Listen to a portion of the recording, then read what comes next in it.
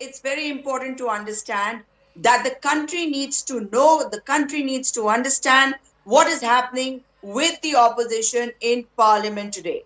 In the Rajya Sabha, the manner in which the Honorable Speaker behaves is unbecoming, unbehoving of the position he holds. And we feel hurt much more than he feels hurt on every issue that is brought up. He today, even though the adjournment application was moved by the ruling BJP, it was rejected by him. But still, he allowed the BJP members to continuously speak one after the other. Why is it that Mr. Mallikarjun Kharge was not allowed to speak? Because he's a Dalit.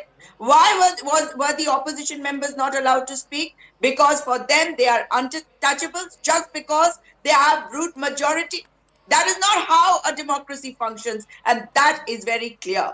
And if they think that by stalling the parliament, by screaming and shouting, and by bringing up issues which have no meaning at all, like that of George Soros that you were mentioning, it is very clear that all they need to do is to stall parliament, to make sure that the actual issues of people are not discussed in parliament, that Gautam Adani is protected in parliament and by the government, because this government is of Adani, by Adani and for Adani, and that is very clear. Therefore, when we talk about the issues of the people, why is it that the government is, unwilling to listen? Why is it that issues which are as irrelevant as George Soros are brought in? And why is it that the government accuses the opposition of siding with anti-national elements? Are they talking about our country being so weak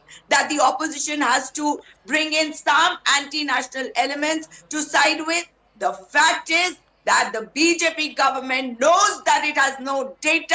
It has not conducted a census, and that is why they are stalling the sessions of parliament.